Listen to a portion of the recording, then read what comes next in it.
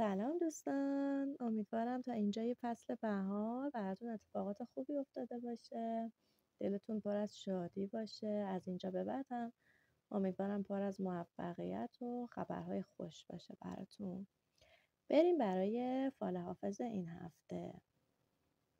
فروردینی های عزیز، حضرت حافظ برای شما از اهل خدا صحبت به میون آورده.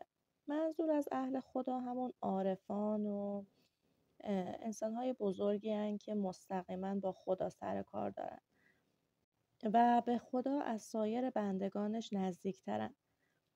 شخصی که مراعات اهل خدا رو بکنه، خدا به جبران این نیکی اون رو از بلا دور نگه میداره. همچنین اگه میخوای شامل دعای فرشتگان باشین، باید در زندگی بی‌آزاری رو سرلوحه کارتون و رفتارتون قرار بدین. حضرت حافظ میگه که معامله با خدا بهترین معامله زندگیه. کافیه که هر انسانی در زندگی مراعات حق و حقوق انسانهای دیگر رو داشته باشه و با دیگران از روی مهر و وفا رفتار کنه تا ببینه خدا چگونه درهای رحمتش رو به روی اون باز میکنه. در همه حال تعادل رو حفظ کنین که زیاده روی در کارها نتیجه جز بلا نداره. حد و حدود خودتون رو هم حفظ کنین تا عهد و پیمانتون با دیگران از بین نره. در زندگی فقط از خدا کمک بگیرین، چرا که از بنده خدا کاری ساخته نیست. موفق باشین. اردیبهشت ماهی‌های عزیز، حافظ میگه خواهان و علاقه‌مندان بسیاری دارید. خودتون هم اینو میدونید. اما این قضیه نباید باعث بشه که دچار غرور و کبر و اینها بشین و باعث بشه که به دیگران بی‌اعتنایی بکنید. حافظ میگه جلوی ضرر رو از هر جا بگیرین منفعته و از هر جایی میتونین به اشتباه و مسیر غلطی که انتخاب کردین آگاه بشین و از همون لحظه اشتباهاتتون رو جبران کنین و راه درست رو در پیش بگیرید. چرا از تجربه و کمک دیگران استفاده نمی کنین؟ هیچ وقت فکر نکنین که از مشورت با دیگران بی نیازین. با کمک بزرگان میتونین مشکلاتتون رو حل کنین. به عاقبت کاری که انجام میدین فکر کنین و فریب لحظه های زودگذر رو نخورید. خرداد ماهی‌های عزیز، مال و ثروت همچون خورشیدیه که از شرق طلوع میکنه، به سرعت از غرب غروب میکنه. پس هرگز در زندگی به اون تکیه نکنین و مغرور نشین. به یاد بیارین روزی رو که باید همه اموال و دارایی‌هاتون رو رها کنید و از این دنیا برید. بنابراین کارهای شایسته انجام بدین. به نیایش خدا بپردازین و دلتون رو صاف کنین که خدا همیشه همراه شماست. تیر ماهی‌های عزیز، انسان وفاداری هستین و در هیچ شرایطی حاضر به شکستن عهد و پیمان خودتون نیستین. تا هر زمان که نیاز باشه به پای معشوقتون مینشینید و هر خطری رو به جانتون میخرید. شاد باشین که تیر همه رقیبان و حسودانتون به خطا رفته. وصال به معشوق پاداش این همه وفاداری و فداکاریتون برای محبوبتونه. بیماریتون به زودی شفا پیدا میکنه. به خدا توکل کنین که از غم رهایی پیدا میکنین و به حاجاتتون میرسین. جاه و مقام این دنیا در برابر عشق جایگاهی نداره و نگران نباشید. مرداد ماهی‌های عزیز، آرزوهای دست نیافتنی در سرتون هست. از این آرزوهای محال دوری کنین و خودتون رو اسیر اونها نکنین.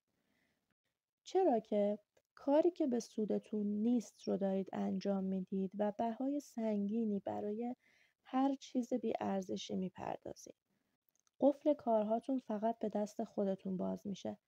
بنابراین منتظر معجزه نباش.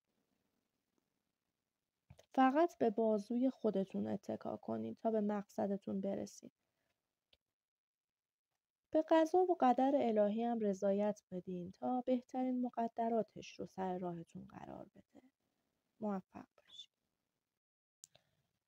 شهریور ماهی‌های عزیز، حافظ میگه از محبوب خودتون دور موندین و در انتظار رسیدن به اون روزها رو دارین طی میکنین.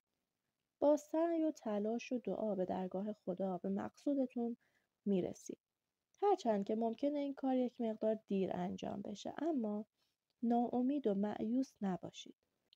اون چه که خدا بخواد همون میشه. راه‌های مختلف رو آزمایش کنین تا به نتیجه برسین. شما فطرت پاکی دارین و عشق در تار و پود وجودتون تنیده شده. به سخنان منفی مذهبی نماها و ریاکارها توجه نکنید که خداوند گناه عاشقان رو میبخشه. از کسانی که نفس خیر دارند کمک و راهنمایی بخواید. اگر احساس میکنید مقصودتون با سفر کردن حاصل میشه، از شهر و دیار خودتون دور بشین تا به مرادتون برسین. امیدوارم موفق باشید. مهرماهی‌های عزیز، حافظ میگه زمان رفته و عمرتون رو بدون اینکه چیزی به دست بیارین از دست دادین. فقط زنده بودین اما زندگی نکردین.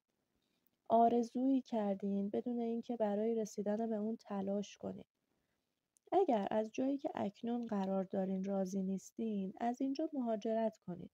تغییر مکان زندگی یا تغییر شغل به نفعتونه. اعتقاد دارین که انسان بدشانسی هستین، ولی اینطور نیست. خودتون فرصت‌ها رو از دست دادین. هنوز وقت هست. بندگی خدا رو فراموش نکنین و برای تلاش کردن از جاتون بلند بشین. از کسانی که در حقتون لطف و مهربانی کردن سپاسگزاری کنید و ریاکاری رو کنار بگذارید. آبان ماهی‌های عزیز، صبر و تحملتون در برابر شکست‌ها و ناکامی‌های گذشته قابل ستایش. همانطور که عاشقان تیرگی شب رو به امید روشنایی صبح تحمل می‌کنند، شما نیز به روشنی خواهید رسید. دشمنانتون شکست رو قبول کردن و دوران غم به پایان رسیده. پس شاد و خوشحال باشید. به زودی مالی به دستتون خواهد رسید که باعث حل مشکلاتتون میشه. نور امید و خوشبختی به وجودتون تابیده و خبر از روزهای دلانگیز همراه با موفقیت و پیروزی میده. موفقیت کامل به تلاش بیشتر خودتون بستگی داره. الان که اوضاعتون مساعده، خودتون هم بیشتر تلاش کنید. امیدوارم موفق باشید.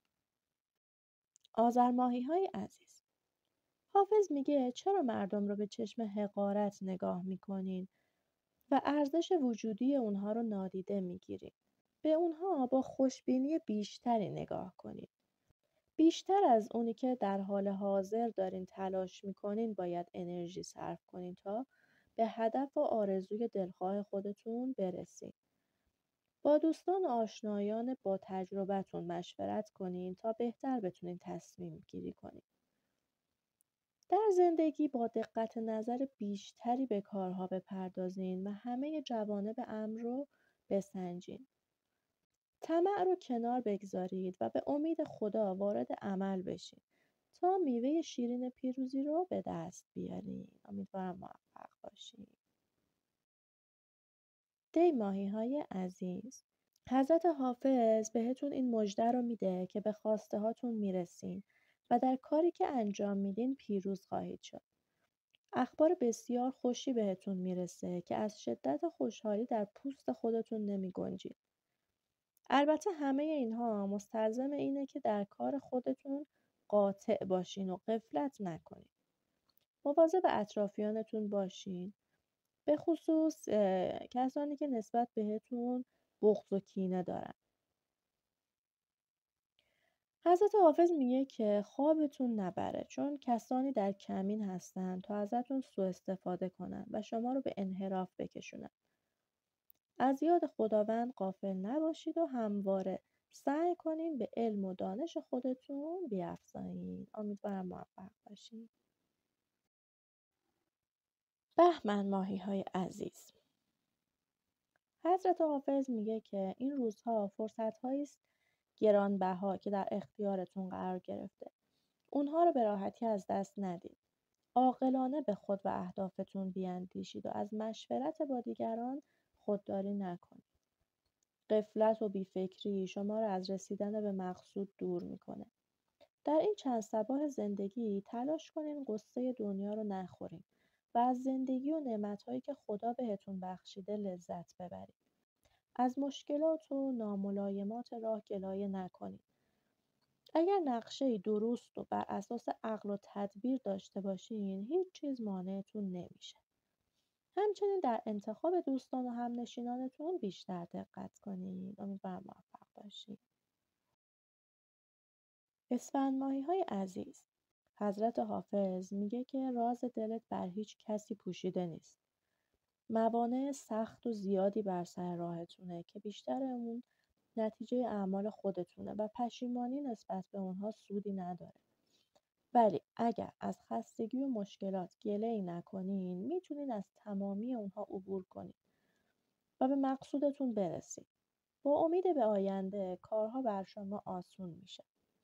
به تجربه و عقل خودتون ایمان داشته باشین و به توانایی‌هاتون اعتماد کنین. امیدوارم موفق باشید.